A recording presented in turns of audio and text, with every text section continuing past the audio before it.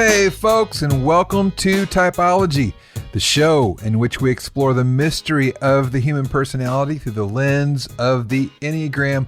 My name is Anthony Skinner, producer of the show. We're certainly happy to have you here, and we have something extra special for you today.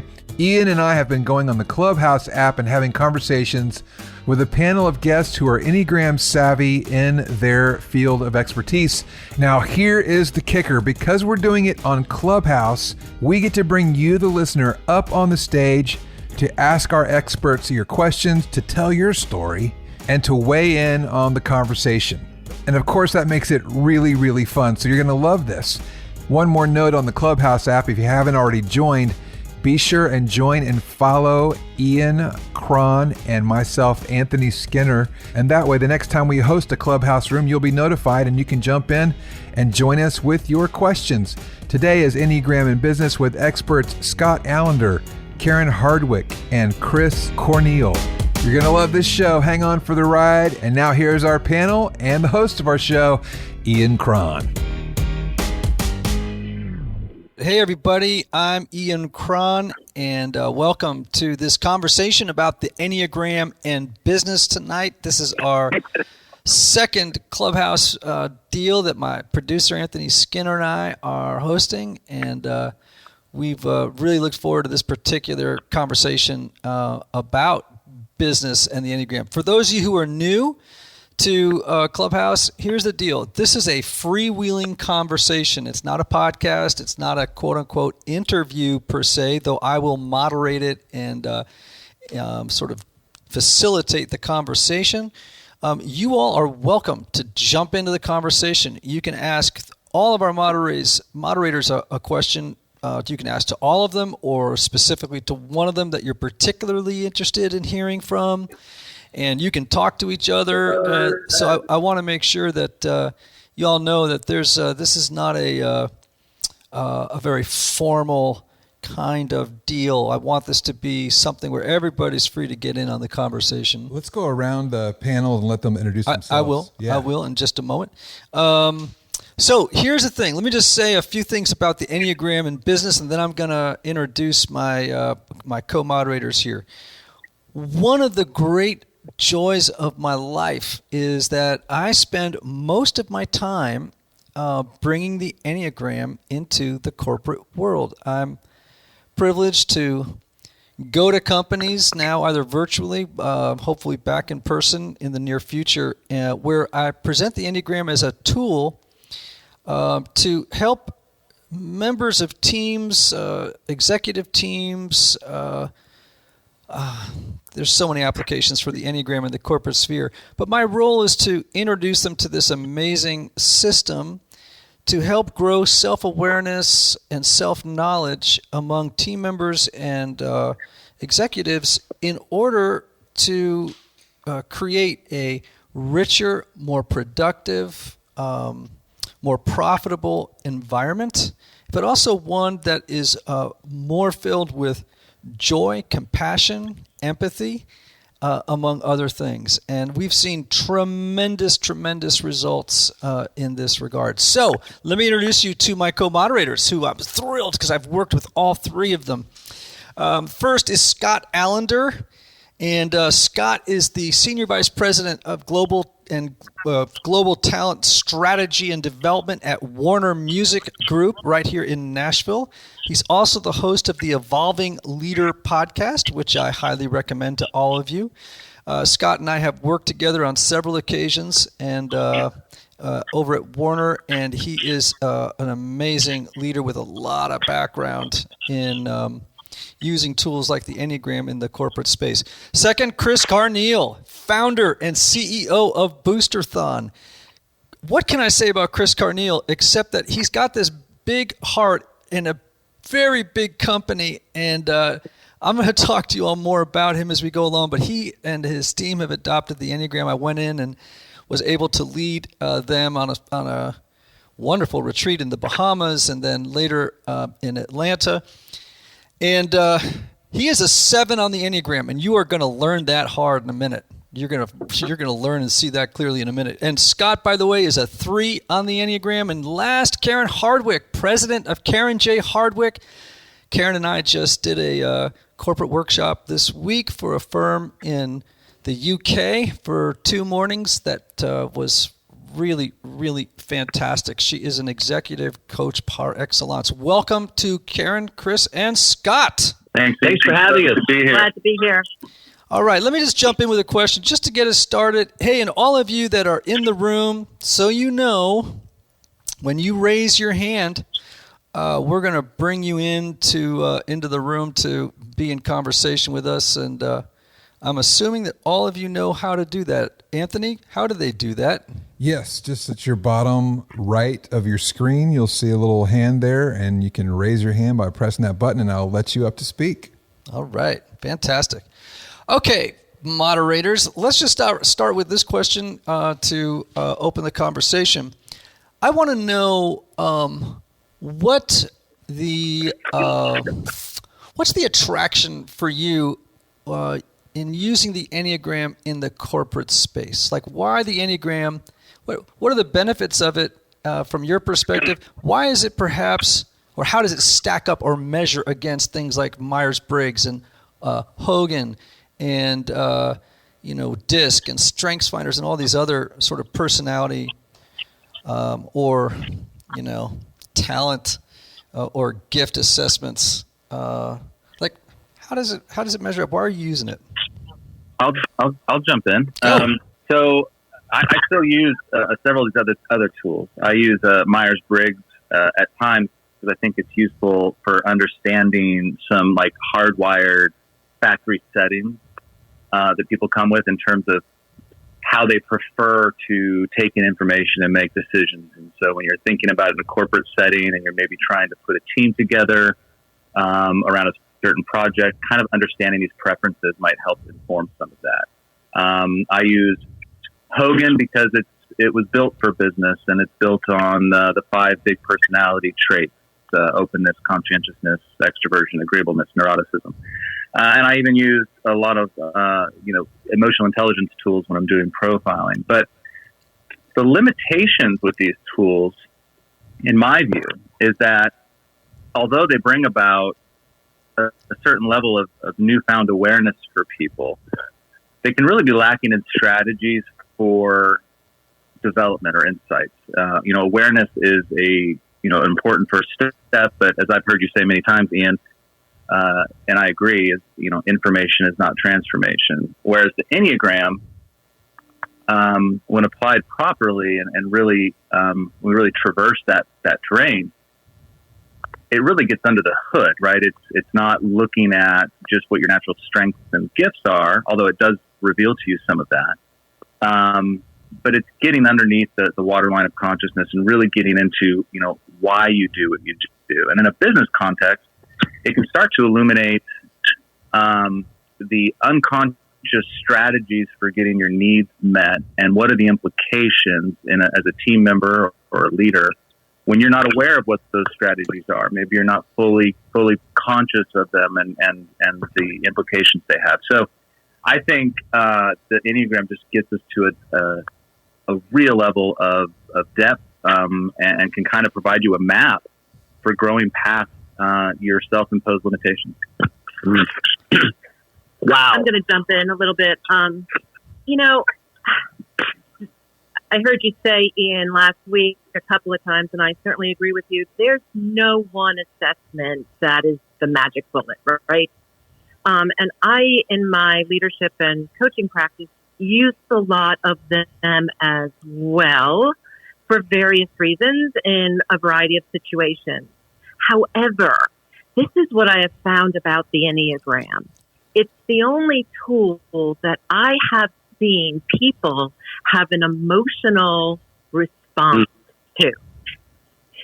So over and over again, what I've witnessed is the movement from self-awareness, which is basically a taking stock, like these are my strengths and these are my weaknesses, to self-discovery, which is when we really start to heal and grow and transform.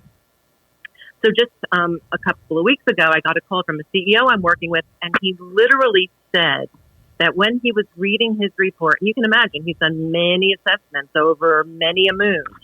when he was reading his report and then reading about his type in Ian's book, he had what he called an eureka moment. It allowed him to tie his personal history to how he was showing up in the workplace. And I've been doing this for a long time. I've never had anyone call me with such an emotional response and such gratitude over an assessment. It was truly a pivotal moment in his growth. We chatted about it even today. And a few times during our conversation, he had to hit the pause button weeks later to just kind of absorb the connections he was making. And I've seen it over and over again make such a huge difference in the workplace when it comes to authenticity and engagement and curiosity. So I'm going to hit the pause button there. But again, it's a game changer. I love that, Karen. What do you think, Chris? I got to follow Scott and Karen. Love that wisdom. The word that always comes to mind for me is health. Culture eats strategy for breakfast. How do we create a healthy culture by having healthy people and taking self-awareness to the level of health? And you are who you are Enneagram-wise, but you can always become a more healthy version of yourself.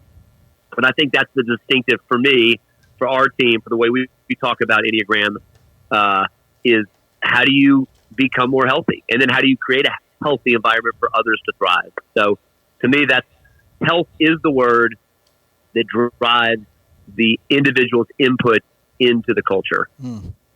Hey, Chris, I want to focus on you just for a second because, obviously I loved working with Boosterthon. Can you give a 2-sentence sort of description of Boosterthon? How many people are working there to give a sense of scope?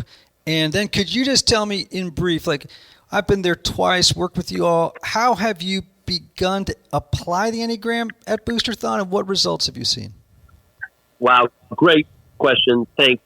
Your work has been transformative for us. So grateful for our friendship, time together. We work with schools nationwide. We host events that are fundraising campaigns. 2020 was by far the most challenging professional season of my life. Again, I'm a founder, Enneagram 7. I started in a celebratory, fun event company for schools.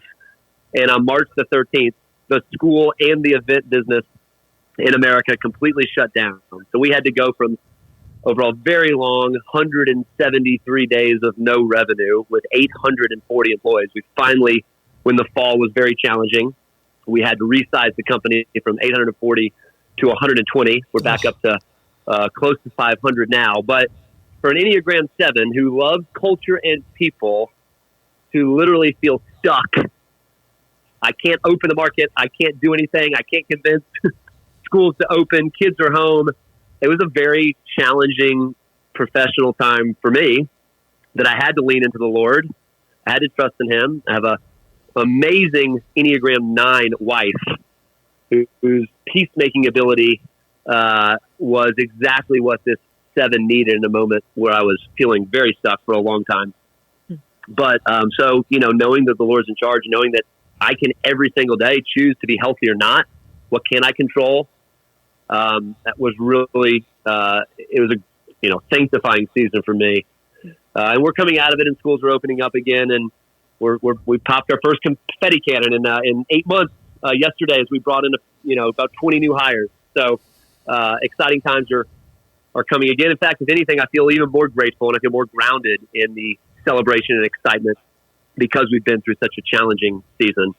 But very, very practically, if you come to our home office in Atlanta, every person's office has their name, the date they started, and their Enneagram number on the door. That's whether you're amazing. an outsider or you've been around for years, you can see this is not their identity. It's not completely who they are, but it's at least a snapshot of who they're going to be when you get to know them. That's intense. I actually didn't know that about you all. I had another company do that, but I'm thrilled that you guys have done it. I love that.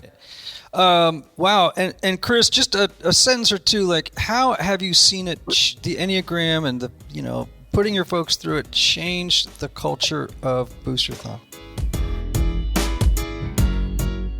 Hey, Anthony. Hey, Ian. You know my kids are grown, but you still have a couple at home, right? I still have a few at home. Well, let me tell you about this company who makes engaging products for kids of all ages. All right. KiwiCo creates super cool hands-on projects for kids of all ages designed to make learning about STEAM, that's an acronym, by the way, for science, technology, engineering, art, and math, designed to make learning fun. Ooh, I love this. Each crate is designed by experts and tested by kids, offering fun opportunities to learn and explore at home. KiwiCo covers a wide range of subjects from science to art to geography, and each line caters to different age groups. Ooh, I like this. For instance, my assistant has 2 young boys, 7 and 9, and they received a science crate, which included all the materials and learning resources to build a mechanical model of the sun, the earth, and moon, and they designed their own constellations and made a light-up lantern. I love this. And they loved it. With KiwiCo's hands-on art and science projects, kids can engineer a walking robot, design a paint pendulum, conduct bubbling, chemistry experiments, and more. This sounds like something you and I could have fun with. Totally. You'll get everything you need to make STEAM, you hear that, Anthony? STEAM, seriously fun, delivered to your doorstep. And just for our Typology listeners, get 30% off your first month plus free shipping on any crate line with the code Typology. That's 30%, Anthony, off your first month at kiwico.com, KIWICO.com, and be sure to put in the promo code Typology, TYPOLOGY.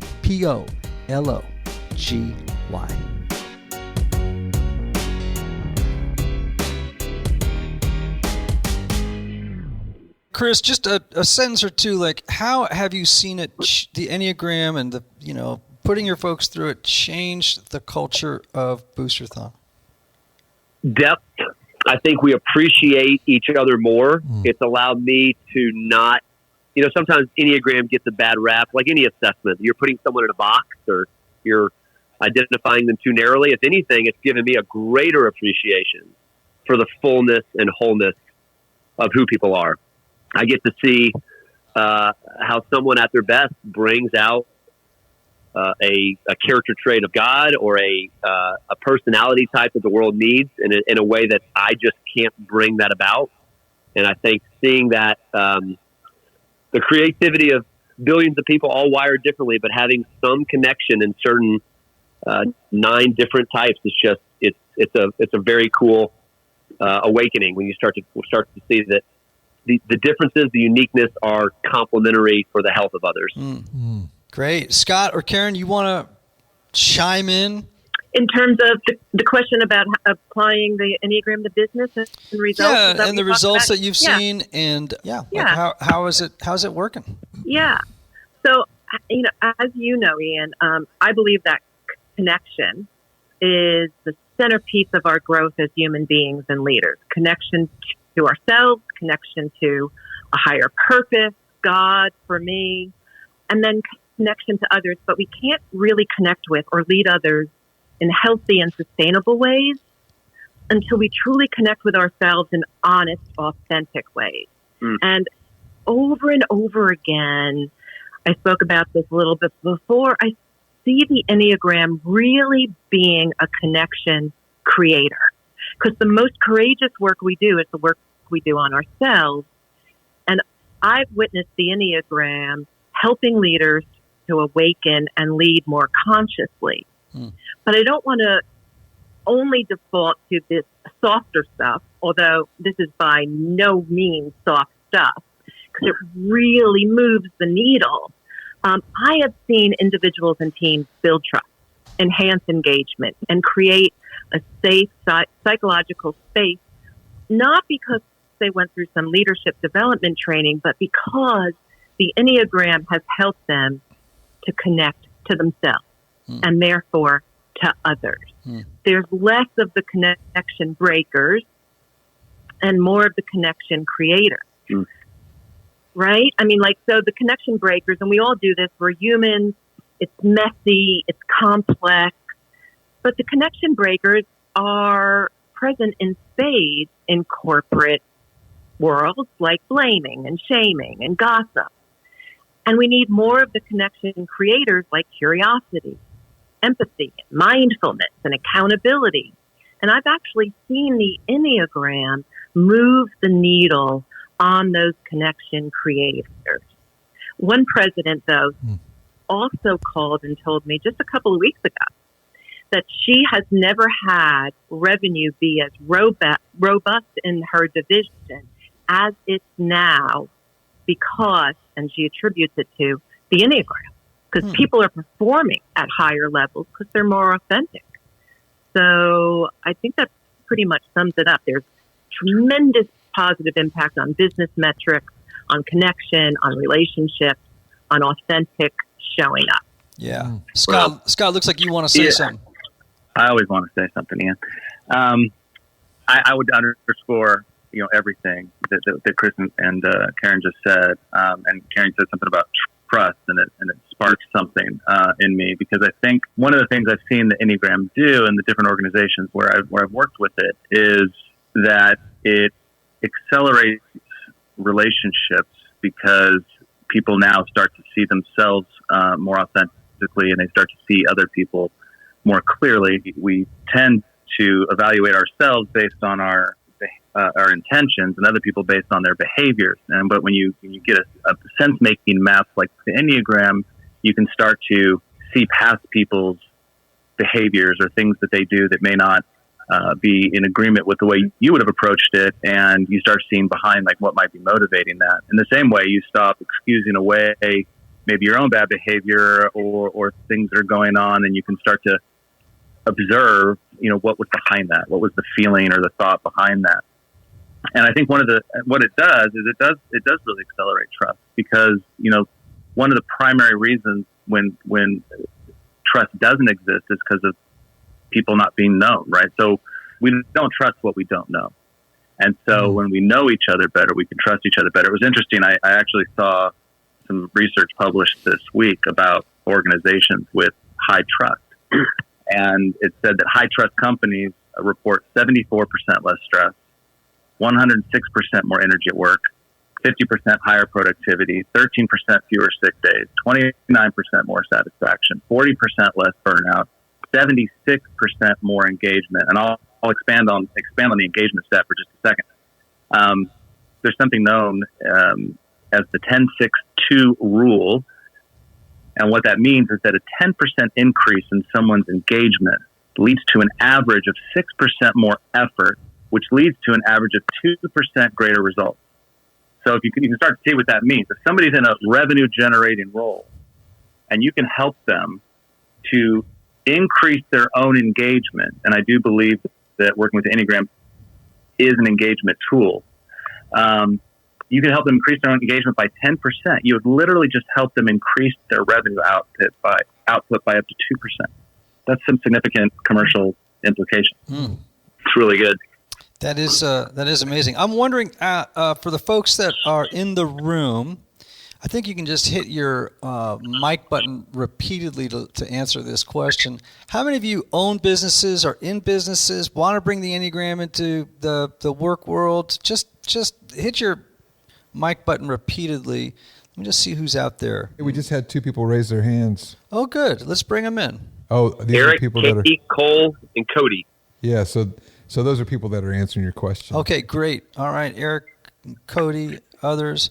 Fantastic. Anybody have any questions, want to get into the conversation with us? Yeah, raise your hand and we'll bring you up. Question for Ian or anyone on our panel. All right, no problem. We can keep talking. I do not have a shortage of things to say, so but anywhere along the line, raise your hand, let us know, and we will bring you into the room, bring you into the conversation. We're happy to do it. All right, so to my three moderators, I think one of the big questions people have, when I come into a corporation, I do an 8-hour presentation on the Enneagram to whatever team it is inside the company. one of the big challenges is, okay, well, now they have this information. Now they have this knowledge.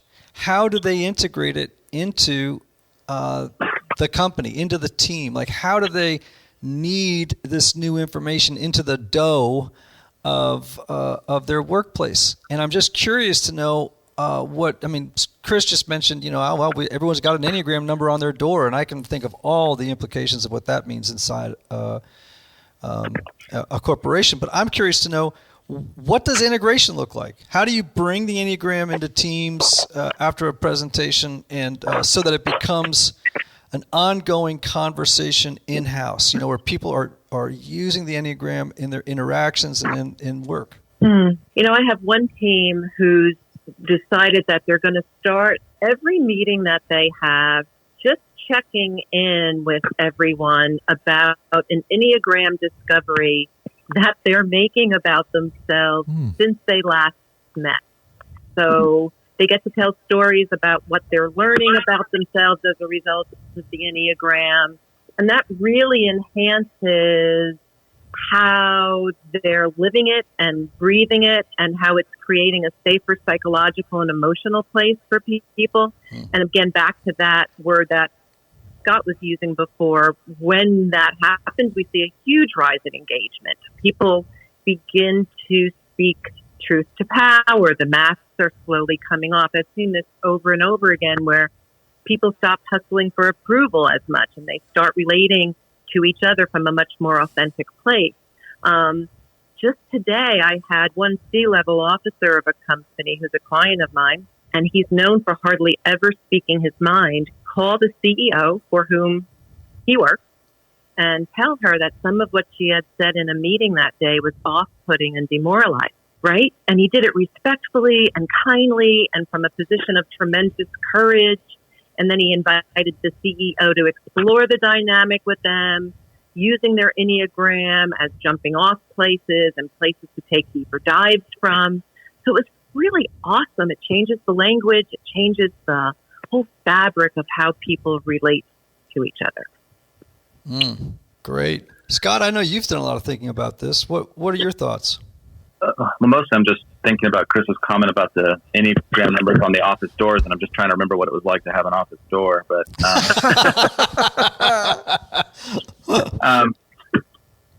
so I think for me, when I work with the team, I ideally like to try to plan a series of interventions or follow-up sessions. The sort of now what kind of piece. I did a workshop recently. And we pre-scheduled 2 workshops, and I invited any individual in this sort of 20-person team to do one-on-one coaching, or if they were still unsure about their type, I could do a typing interview. I offered assessments, and I really then in the follow-up workshop, try to surface questions and really not leave them kind of just drinking from a fire hose and then kind of they're on their own.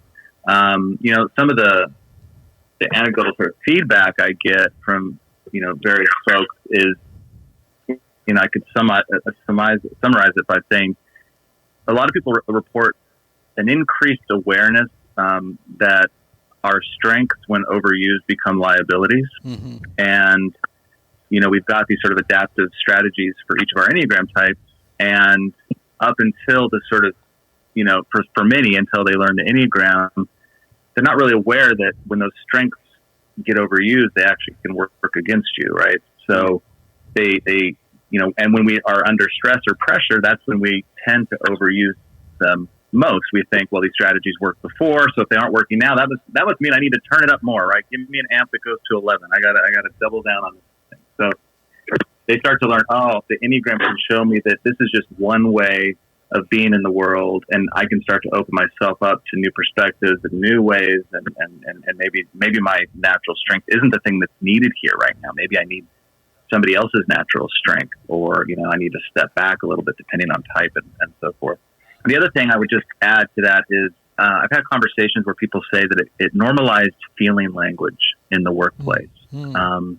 So instead of sort of trying to compartmentalize and leave those certain parts of ourselves at the proverbial office door, there's a freedom to bring your whole self to work in that team. And there's a receptivity for it, a sort of curiosity about one another that happens after a shared experience of discovery like that, which I could only imagine, and this is complete conjecture on my part, but I do wonder how much more helpful that kind of insight would be for people who knew the Enneagram going into the pandemic, right? If I'm on a team and I know Chris as a 7 perhaps, and maybe feeling completely, struggling. Sorry, Chris, I'm just, I don't know enough about you to know this, but you're nailing it. Keep going.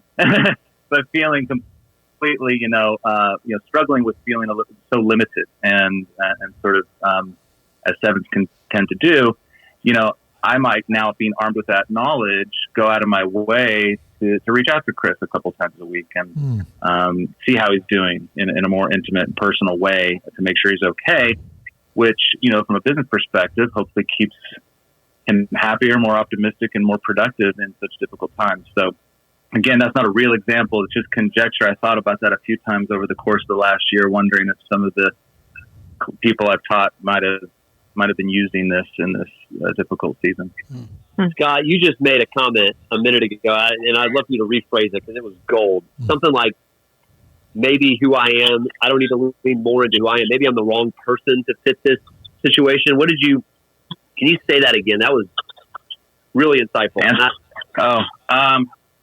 I think I was saying, that my strengths over you become a liability, and maybe, when I learn other perspectives, other vantage points, other ways of being in the world, I can start to step back and go, maybe my strength isn't needed here. Maybe it's somebody else's strength. Yeah. Yes. Well, so we've been talking internally, our own cultures, our teammates, our chemistry with those we work with. But just to flip it external for a second, our partners, our vendors, our clients. Mm-hmm.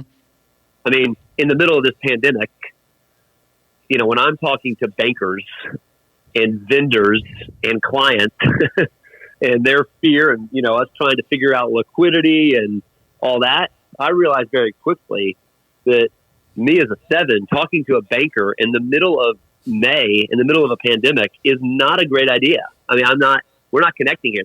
Their fear level is through the roof. They're at least our bankers are, rightly so. I'm glad they are. Enneagram 1s or 5s. And so, or 6s. And so my CFO, the 6, having those conversations with them, just, it's a tricky, you don't want to guess anybody. You don't want to assume. But if you can kind of get a pretty good idea that this person I'm working with, not as a associate, not as a team member, but as a vendor, a client, a partner, they're different than me. And the more I can see an insight into who they are, the better I can serve them or partner with them or communicate with them. Gosh, that's great. Wow, that's strong, man. I like that. Hey everybody, one of the lessons I've learned over the years is that not everybody benefits from a traditional 50-minute counseling session. And this is why some people can go to couples therapy or personal counseling for a long time and never really get anywhere. This is why I'm such a believer of intensive counseling and my friends at Restoring the Soul in Colorado, created by my longtime friend Michael Cusick to help couples or individuals experience deep change in half-day blocks over 1 or 2 weeks. Now listen, if you can't wait months or years to get to the bottom of an issue or to experience breakthrough, you need to get in touch with my friend Michael and his extraordinary team of counselors at Restoring the Soul. If you're looking to get out of the rut you're in, but can't wait months or years, call Restoring the Soul today for a free consultation with Michael's staff. Call 303-932-9777 and learn how their intensive counseling process can help you. As a special bonus, just for Typology listeners, make sure to visit www.restoringthesoul.com/typology to download their PDF called 5 Ways Unaddressed Trauma May Be Derailing Your Relationships. Megan had raised her hand a minute ago. Megan, are you there? Did you want to ask a question? Yes. I was just wondering if you guys in doing like Enneagram typing for a team and then going over the results and kind of giving a plan to the team, have you met any resistance from team members who didn't really want to take the test or didn't really want people to know what their type was? If so, how did you handle that? Ooh, good question. Nice, Megan. That is a really good question, Megan. Thank you. I haven't personally experienced a lot of resistance. I would call it more sheepishness or hesitation. Sometimes folks walk in a room, you can tell sort of by their posture, who's sort of eager to go and learn and who sort of might not be. In my experience, quite often, is some of the ones who seem hesitant, kind of have those aha moments too and become more receptive. Not always. I always contract, though, with people before any kind of assessment would be shared. When I do anything like that with an individual, it's for the individual, and only if they're comfortable and want to share. This is their story to tell, and they can, decide if they don't want to. Also, to that point, to try to alleviate concerns, I spend probably, a disproportionate amount of time, than maybe most on the Enneagram ethics in any session. Because if it's not creating more empathy and compassion and better relationships, if it is intentionally or even unintentionally weaponized in any way, then I would rather never step in a room and teach this tool. So I try to really frame things up from this is for these four walls. I'm not going to share individual reports with anybody. Here, spend a lot of time on ethics and etiquette. And usually I found pretty good results from that. I don't know if the other moderators have a different experience. Well, other moderators? I think you nailed it there, Scott. I mean, my experience is exactly the same, so there's really not much more I can add to that. Well said. Yeah, if you create the culture of self-awareness, self-discovery, these are gifts that we can learn each other and celebrate one another more. And then knowing, of course, different Enneagram types are going to speak up more, and maybe some might ponder or process more first. But this is something for us to have a conversation so we can grow into more individual and corporate overall health. I think if that's how it's framed, we've never felt any resistance. There's some that I don't want to be put in a box, but you give them a few minutes and like, well, you just nailed me. That's me. You know me. I want to be known. So love that. While we're talking, Gary, I see that you help entrepreneurs get unstuck and you use a lot of different tools. Maybe if you could be thinking about a question, I don't see that you use the Enneagram, but you are a 5-wing 6. So you're social 5-wing 6. You're aware of the Enneagram. Maybe if you could think of a question for our panelists, since you are in the business of helping entrepreneurs get unstuck. Oh, Ian, I was just going to mention something. Do you mind? No, go Katie, ahead. Yes. My name's Katie. My husband is Cody, just below you there in the orange bubble. Hey. We're huge fans of huge fans of the Enneagram and all your work, and just appreciate this space so much. So we've used the Enneagram a lot in our marriage, and it's helped us understand each other so much. But when it comes to business, I used to lead a team back in Australia, and I had one girl in particular that I was constantly clashing with, and I was trying to figure out a way how to reach her because she was great at her job, but we were constantly clashing. And so Enneagram entered, and I became obsessed with it. I'm an Enneagram 7, and I just started thinking, how can I implement this into the workspace? And initially, just to answer Megan's question, she actually did buck up against it to begin with because she didn't want to feel controlled or put in a box or anything like that. So it was, for me, relearning how I explain why we're doing this and what the heart of it is and the hope of it is, to create connection and better working relationships. And so anyway, it turns out she was an Enneagram 8. And as I learned about 8, I more and more started to understand what she actually needed. I was missing something in the communication with her need for feeling safe or not controlled. And that was just like letting her know what's happening, like communicating the week ahead and just giving her more information. And the more information she had, I started to understand the safer she felt. And almost within, I would say, a month, our working relationship started to transform. And we started going out for lunch together, and I invited her into some meetings to bounce some ideas. So it really helped transform that working relationship with her, even though initially she was bucking up against it. I think it helped me grow as well in understanding how I present the Enneagram and like what Scott was saying earlier, and just helping people to understand the heart of why we're doing it.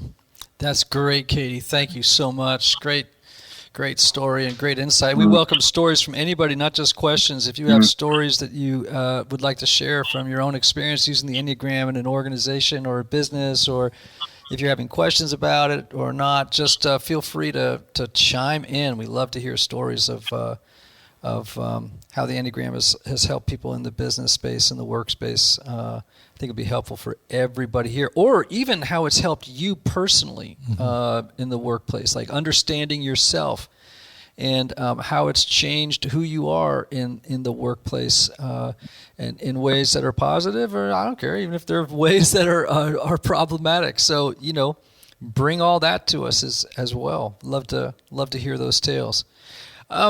So we got a 3, we got a 7, we got a 2. As a moderator here, Karen is a 2.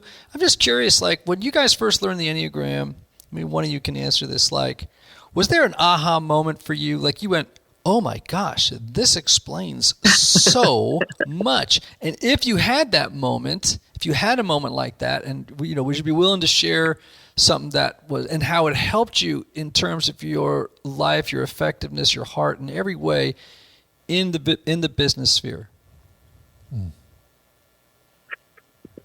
I'll take a stab at it. So I'm a 2, which means, of course, that I'm really emotionally oriented and relationship centered and focused. And it really dovetailed for me with a lot of other work that I was doing on myself. And it was this moment where I realized, oh my gosh, I have to take off the cape. Like, I have to let people have their own suffering and stop fixing people. Because as a 2, I can really rock it. I love making my home a loving haven. I love encouraging other people. I haven't picked this work that I do as a psychotherapist or leadership consultant by accident. I can really rock it as a 2, but also as a result of being a 2, I'm a recovering higher power, right? I cannot meet your needs and ignore mine. I can prove myself indispensable until I am dispensable. And so all of this is so lovely until it's not. And then one of the things that I had to do is learn to take off this superwoman cape, because it was really getting in the way. It was getting in the way of my own needs, and it was getting in the way of letting other people have their journey. So it just was really this wonderful, synergistic, healing source of enlightenment and awakening as I was doing my other work. Wow. That's so good. Wonderful. Who else? Chris, how did it help you? Awareness that you, in your book, The Road Back to You, where it summarizes the first page, it's like, here's, this might be true if, and it says something like, this is not exact, but like, the future is so exciting, I can hardly wait for it to get there. I'm like, that's it. You nailed me. That's why I'm always thinking, dreaming, casting vision, talking about the future. But what I miss is the reality, the groundedness of the moment that I'm living in right now. So once I really understood that, and I'm still understanding it, being present in the moment became something I tell myself in my head almost every conversation. And if I remind myself to be present in the moment, I'll inevitably start talking about the future, what's to come. But if I can balance those two in a healthy way, my relationships are far deeper and richer. With my wife, with my kids, with my team members, my clients, vendors. So to me, that's kind of the key to health for a 7. Balancing the excitement and fun with living in the moment, grounded in reality. Sweet. That's good. Wow. We've got a question out there from Eric. Eric, are you there? Hey, yes, I'm here. Hey, man. Just thank you for putting this on. I'm an Enneagram 7. Looking at it, my question though, and using it in business. So being an Enneagram 7, like to have a lot of fun. I'm also a leader, and so I like the fun part. I like dealing with the people, but dealing with the business side and dealing with the numbers, where it doesn't seem to be as fun. And then also, I work for a school district which seems to be a bureaucracy, which is a challenge as well. So, just trying to figure out from a 7 perspective how to balance the fun with the business side as well. Oh, man. Well, Ian and I was on Ian's podcast, a year or two ago, Ian, with my CFO, who's a 6 with a 7 wing. And boy, do I need him and rely on him every single day. A word that's even deeper and richer than fun is joy. I think that's the deeper soul, spiritual emphasis. Like, why do we want fun or create fun? Is it just for us? If it's for the good of others, if it's for flourishing and sustainable, there's a deep-seated joy. And let me just remind you, you don't need it. Man, joy has been missing in households across the world, in students' homes, in classrooms, whether the kids are there or not, teachers, the stress. Man, you have an opportunity to bring the joy that is your firepower and fuel in 2021, and it's never been more needed for emotional, spiritual, mental health. And Chris, you're not a detail guy per se. I mean, you're a 7. You're a high flying. You like to get at 100,000 feet, bring the vision, bring the message, and then I'm sure you push a lot of details down to other people in terms of execution and all that stuff. How have you? I mean, do you just delegate stuff that's like too far down in the weeds for you? I don't hire many 7s. I am a very flexible one. There's a few on the sales team. They're awesome, but I'm enough of one, and I want to be surrounded by my president's a 3, my head of VP of operations a 5, my CFO's a 6, my head of technology is an 8. So, I just think it's knowing what's the right balance for not just for the team, but also for the season we're in. I know that's different it's not advice just to a teacher, but what season is our organization in, and where do we need a little bit more push? Is it not fun? Is it stale? Do we need a little, more 7s? Do we need more caring 2s, more peaceful 9s? I mean, where do we need to balance things out for the next, 2 or 3 years? So really giving more of a voice to those that need a greater microphone in the season ahead. Yeah, I'd love to hear more wisdom from people in the room, like how, their type in the organization, like the gifts that it's brought, the challenges that it's brought. If you've had some aha moments, perhaps early on when you learned the Enneagram that just helped you so much in your whatever field it is that you're working, I'd love to hear from some of you. So raise a hand and jump in. Don't. I'd love to jump in, Ian. Go. Okay, so I'm going to share a little bit of my own story personally, and then talk maybe just a tad on business and ask a question if that's all right. Yeah. So I was going probably about around 2.5 years ago when I first ever even heard of the Enneagram. And so for me, and kind of hearkening to what Karen was talking about a little bit earlier, every assessment I had ever done, mind you, a little backstory on myself, like I've been self-employed and working for myself for over 14 years. But I was always interested in these personality assessments and work assessments. And so I would take the different tests, and I was always left feeling with a deep desire to work with the team. Like when I got done with them, I didn't feel like I learned anything about myself except for how badly I wanted to learn how to work with others. And so a couple years back, I took the Enneagram, and I was completely blown away because it was the first time I'd ever taken an assessment and felt like I understood who I was to a vastly greater degree. And for me, what actually cemented that in, I was spending some time with some friends, and they said, "Oh, have you heard the Enneagram song?" And I said, "I don't even know. I mean, I just learned about the Enneagram 2 weeks ago." And at this point, Sleeping at Last had released 1, and they had just released number 2. So I'm an Enneagram 1 with a wing 2. And so they played the song of the 1, and I just fell apart. I was just weeping, and I was a total mess because if somebody could have written me a song that encapsulated who I am as a human, and by the way, I'm a musician, so that's pretty big props to them. But like, somebody wrote me a song, and it impacted me so deeply that it just kind of thrust me into wanting to understand this thing, the Enneagram, that I'd never known.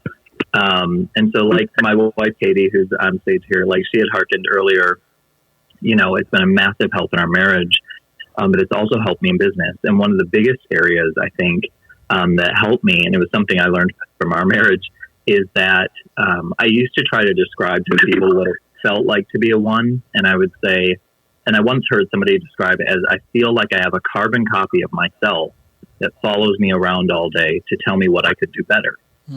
From brushing my teeth to writing copy for a website. I mean, it didn't matter what it was. I was always being told what I could do better by myself.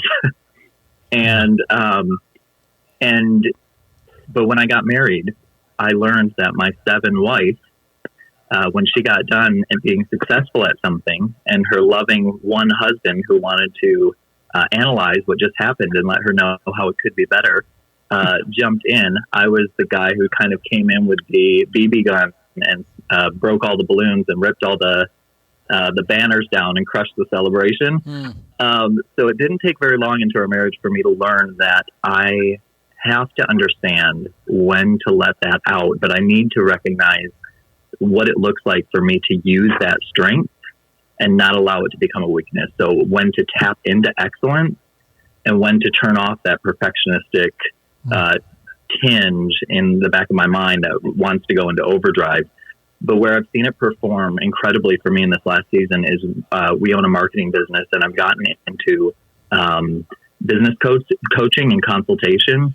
And I've found myself, and the only verbiage I can kind of explain for it is I feel like I'm a human leaf blower for people that I talk with, in the fact that they tell me their situation and my mind immediately goes to work. And sometimes it's just like, it's supernatural to me, because I'm like, I don't know how I'm like processing all this information so fast, but I'm giving them language and giving them space to, in essence, see their path forward.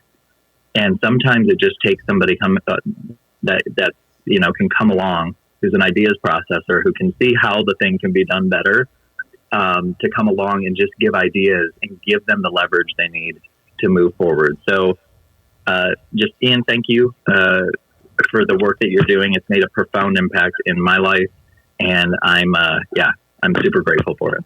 Cody, thanks, man.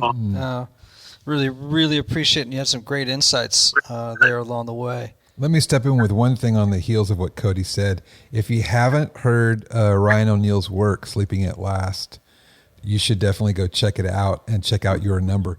It's not the first time we've heard someone, when they hear their number, Ian, when they really break down and just weep, right? Yeah. I was wrecked when I heard Type 3 by Ryan too. So that song, especially as a 3 who's feeling repressed, that music got to the heart of who I am. And it took me a while to find my type before I knew subtypes.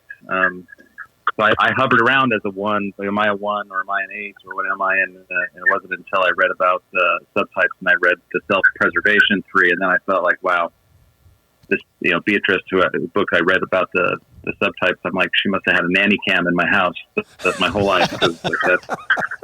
That's me. How has it, the knowledge that you're a 3, like that awakening for you? Okay, I'm a 3. How has it impacted the way that you work? Like, what did you realize? What did it, how did it inform who you are as a leader in the business world and your relationships in business, all that stuff?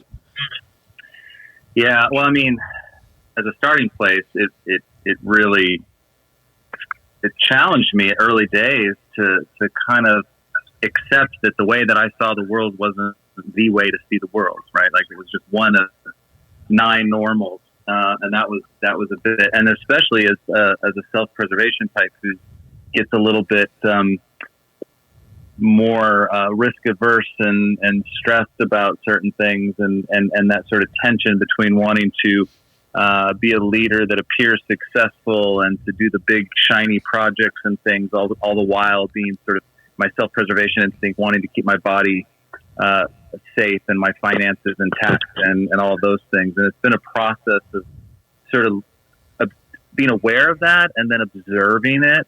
There's a well-known quote that I'm sure everybody on this call will know. It might have even been referenced earlier. The Viktor Frankl quote, where it says, "Between stimulus and response, there's a space, and in that space is our power to choose our response, and in our response lies our growth and our freedom." And so, the Enneagram for me, I think, especially the Enneagram for me as a leader, has widened that space. Mm-hmm. It's created a bigger distance between the stimulus and response. I think I'm a much more intentional leader. I pause more readily. I think I can listen a little bit more actively. I think I'm less likely to spring into action and more likely to consider diverse perspectives. It's not a straight line. The development growth is the hexad in the middle of the Enneagram symbol is literally a symbol of the growth is up and down and up and down again. And so the process is of rising and a falling, but overall, I think I can more quickly observe when that reactivity is in and I need to step back and be more responsive and less reactive. Mm. Good. Fantastic. Yeah, I think for me as a 4, a self-pressed 4 who often looks like a 3 or a 7, that's as often the case with self-pressed 4s, it really helped me understand all of my contradictions. And when I began to understand my contradictions and the confusion that it can cause other people, it helped me to be able to live in the world in such a way that I could clarify for other people more readily and more quickly who I am, why I do the things that I do, why I feel the way that I do. Obviously, I work for myself, though I have a team. What do we have? Our team is 10, 11 people, right? 11, 12 people. Yeah, and it has helped me tremendously with them. Mm-hmm. We have a one of the guys that manages everything I do. He's a 5 on the Enneagram, and he's way different than me, and he's very, he speaks. Just in terms of, he speaks more efficiently and more economically than just about anybody, Yeah. And I've learned, let's say with him, I know he's a 5, and he knows I'm a 4, and those are two very different numbers. And I laughed with him the other day. I said, my goal is always to be the first person to say, I gotta go on the phone. You know what I'm saying? Because I'll talk forever as a 4. Right. But that self-awareness of knowing the 5 on the other end is not that interested in, me sharing the planet with them. So, all to say that it's helped me to explain myself to myself. Yeah. And then able to communicate that to others. That's so good. We laugh all the time, John and I. I'll say, John, I'm a 4, right? Don't ask a personal question. You're going to be here all afternoon. Right. And we laugh about it, but again, it just lubricates relationships. Mm-hmm. Yeah, absolutely. It's a social lubricant, and in so many really powerful ways. All right, who else? Yeah, anybody else that wants to talk? Raise your hand. Anybody? I did have a question. Yeah. So my name's Cole. I'm self-employed 7 because I'm terrified of the idea of having a job and working for someone else. Yeah, well, Cole, I just noticed that on your profile it says you're a 3 out of 10 on the seriousness scale. Yeah. Did you see that, Chris Carneal? I love it, Cole. I got a job for you. He's hiring. Pay well and have lots of freedom. I love it. Oh man. So I'm the Enneagram has been amazing for my wife and I, and Ian, your book was a really great introduction to it, basically, where it was a really good eye opener and learning all this stuff about it on a personal level. What I've found with it over time with talking to people, I guess I see the Enneagram in a lot of ways as a reminder of the underbelly of dealing with the world we live in. Like it's kind of like learned coping. And so as much as I love being a 7, because I like the good sides of it, I've also noticed there's lots of kind of weaknesses there, and that's kind of what the Enneagram is great for, both those sides of it. But I've noticed that some people will just take a surface approach to the Enneagram and start throwing people they meet and people, oh, he's an Enneagram 1, that's why he's being like that, kind of being flippant with it. I would wonder if in the context of business, like organizationally, how do you make sure that people are diving in on it truly for themselves and avoid that kind of, putting people in boxes and kind of, drawing conclusions because, oh, I read that section about the Enneagram 1 and Susan's a 1 and that's why she's being this way. And like, how do you avoid that and keep it authentic and keep it truly, revelatory? Yeah. Well, it's a great question. For example, on my sort of intro to the Enneagram day-long workshops, I always finish with talking about Enneagram ethics. Scott mentioned that earlier that he does as well. But, one of the things I'll talk about is number one, you can't, I'll say first of all that, listen, the Enneagram, if used improperly, causes more problems than it solves. Number two, I just tell them, you can't do things like using your knowledge of another person's Enneagram type as a way to dismiss or even insult them. Like by saying, "Oh my gosh, you're being such a 1 right now. Be quiet." You know what I mean? Right. Like you cannot do that, right? Because that will create an unsafe environment where that person can't bring their whole self to, work or to the situation that they're in, right? Another thing might be I tell people, that rather than using the Enneagram as a tool for changing other people through your knowledge of their type, it's, do your own work first. That's an ethical thing to do. Like, work on yourself first. Don't use it as a tool to, work on others. You can encourage others to work on their own stuff, but, I've seen it where people get too ham-fisted or too heavy-handed with it, like, I'm not going to do my work. I'm going to use it on my team and, make sure they're all getting healthy, The job is first. Do your own work, right? Another ethic thing that I'll bring up to people is don't type others. The Enneagram is a simple system to learn. It's a very hard one to master. And if you're just a newcomer to the Enneagram, chances are you're going to type somebody wrong. You're going to mistype people more often than not. Mm-hmm. So don't run around, pegging people with numbers. It's off-putting. It's, if anything, it's just going to turn people off to the Enneagram. I mean, I can go on and on with things that I tell people. But I really do lean into, as Karen has said, and maybe she can comment on it, like, this is about deep personal transformation that will have professional implications.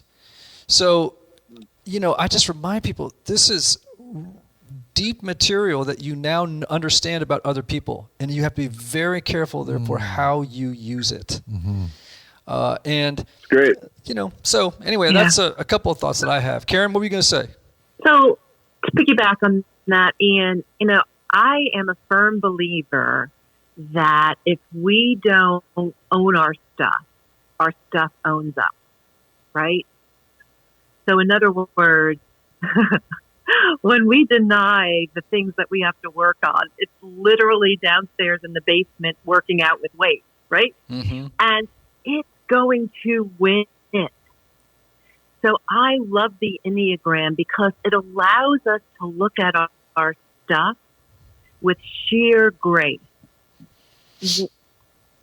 Everyone knows why we're showing up in the ways that we're showing up. There's no secrets, and we're only as sick as our secrets to begin with. So the more honest that we can get and the more compassion we can show ourselves and the more humor we can do this with, we can just show up with such courage and joy. These are all words that other people have used tonight that are beautiful words. But I really think the Enneagram frees us. It allows us to live most freely. And that's all I've got right now. Freedom. Love it. Chris, it sounds like you have adopted the Enneagram pretty extensively in your organization. How would you answer that kind of question that I posed with kind of keeping people from, misusing it or kind of just we heard from Gary scratching the surface just enough to cause more damage than good? Like, how do you get people to go deep with it? Like everything in culture, you have to model it. You know, you got to walk where you talk, and just use any assessment or really even any description of a person in the most positive light possible. I mean, a truthful light, of course, but the most positive one. So I just try to, you'll get this as a 7. I try to celebrate the best in others, and that will come naturally to you. So what's, creating an affirming and encouraging culture that recognizes and calls out and sees and celebrates people's strengths. That's my job. And then and hopefully it filters down to the rest of the organization, and it does. That's great, cool. Man. Thank you. Hey, we got a guy on here named Gary Williams. I want to talk to him, but if he's willing to talk with me, he's a guy's on his thing here. He said, helping impact-oriented entrepreneurs get unstuck using their personality and purpose. Certified Myers-Briggs practitioner, Clifton, et cetera, et cetera. Gary, if you're willing to talk, man, I'd love to hear some of your thoughts on the conversation we've had so far. Yeah, it's been wonderful. Thanks so much for having me up. And I've loved the direction of the conversation so far. And I've loved it. So good. And was so surprised to see in here, Ian. I actually came to know the Enneagram 2 years back through your book as one of the first tools. And then just a couple weeks ago, hired Sloan, who's down in the audience there, to get a deeper dive. She's an Enneagram coach. And so have been on this journey for a few years. So it's been a lot of fun. One of the things that I love to do with tools like Myers-Briggs or Clifton Strengths is to kind of go to those deeper layers, just like Cole was talking about. I think with any framework, there's always the surface, right? So in Enneagram, okay, there's these 9 types. But I think as this conversation is illustrated, oh my goodness, there's so many layers, right? When you start looking at the wings and tri-types, the lines of integration, I would love to know, where do you like to go next? If you're working with a team, if you're working with an organization, and they have a solid understanding of their initial types, the core type, what is that next layer that you like to dig into to further the development of the team? Great question. For me, I think it depends on the team. That's a great question. So I've done, when a team is looking for some real immediate, they've done the intro session, they all kind of identified their types, they're looking for some application. I'll get into, a session on how to build trust and influence across types and do some real focus on that. Or, I might do some workshop around, the different orientations to time and stuff because of the implications on how projects run and on meetings and those kinds of things.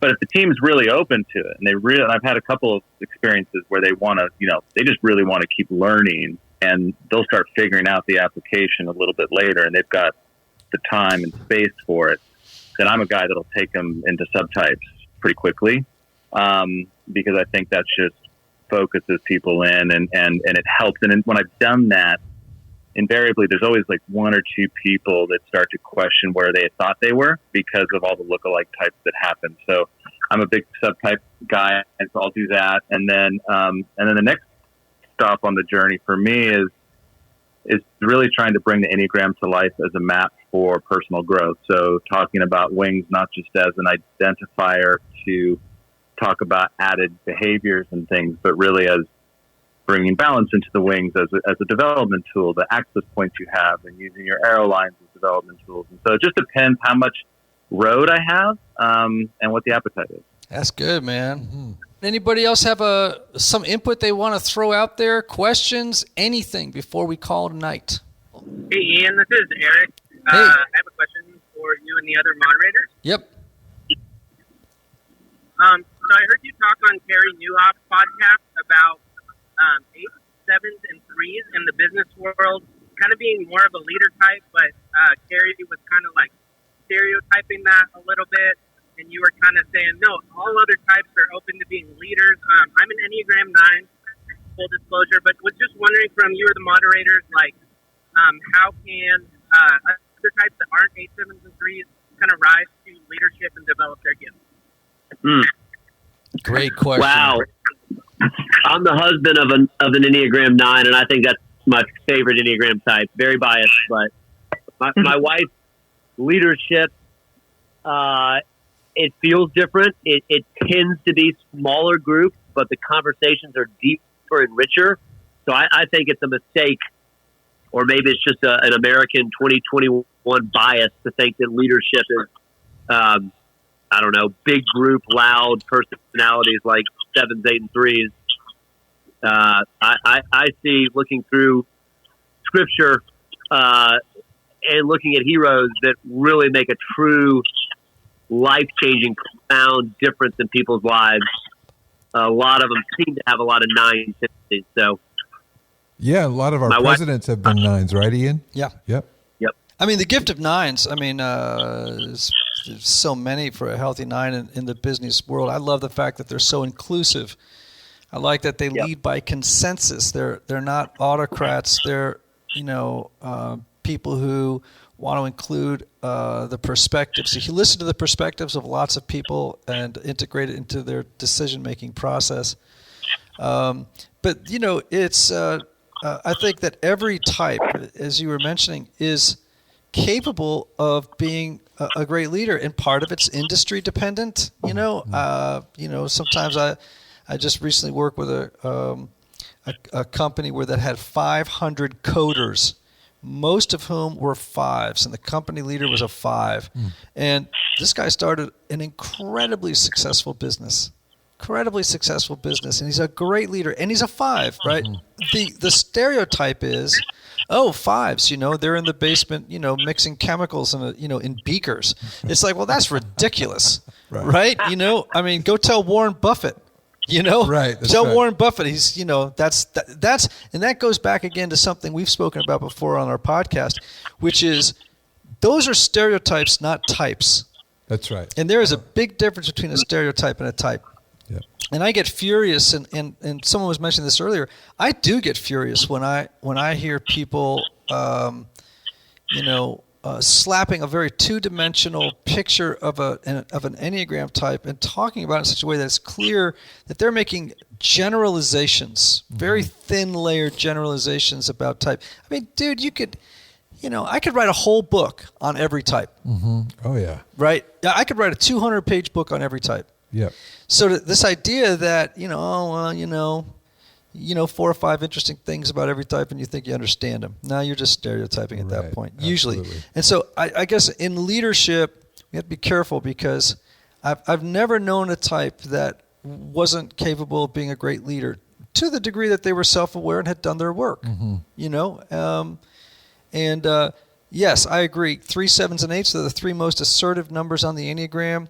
They tend to make the most noise. I think most business schools up until recently was basically just trying to pump out Enneagram 3s, whether the person who was in the program was a 3 or not. Right. And so, I want to encourage people, number one, to get familiar with their type and also familiar with the gifts that they do bring to leadership. The best thing they can do for themselves in the very beginning, however, is to work on themselves. Scott, you have anything to say about that? I would just underscore everything you just said 100%, and what Chris said too, in terms of, how are we defining what leadership is? And I think historically, specifically within America, right, we talk about, you just said it, right, business schools producing 3s on a conveyor belt, and 7s and 8s who can make a lot of noise and things, and future focused and all those kinds of things, and can kind of, when they haven't done their work, maybe overshadow some other types, and therefore they're more visible, and so they maybe get kind of raised up to the top. But I think we could have a whole hour discussion, I think, on like the need to redefine leadership and what does healthy leadership look like. We've talked about a lot of those concepts, but I think we could do a really deep dive. We'll have to get back on here, Ian, and do another round. Yeah, I'd love that. Amen. Yeah. I would love that. We're getting a lot of applause on that one, Scott. Yes. We're loving that. Hey, everybody. What do you think? I think it's time to wrap up. Anthony's looking at me like he wants to go have a pizza, which means we got to wrap up because when Anthony gets hungry, his whole personality changes. His personality changes. He goes from being a soft-hearted 4 to a very aggressive 8, a very unhealthy 8. What is your nickname for my Ka? Ka, that's right. Ka the tiger comes out. That's right. Hey, Karen and Chris and Scott, thank you so much for being part of the conversation. To all of you in the room, thanks for joining us. I hope it was helpful. We are so grateful to you. And let's continue this conversation around the Enneagram in business sometime in the near future, Anthony. And again, love to you all, and be well. Bye, Scott. Bye, Chris. Bye, Karen. Thank you. Thank Bye. you, guys. Thanks, Anthony. Thank you. Bye. Thank you, guys. Bye now.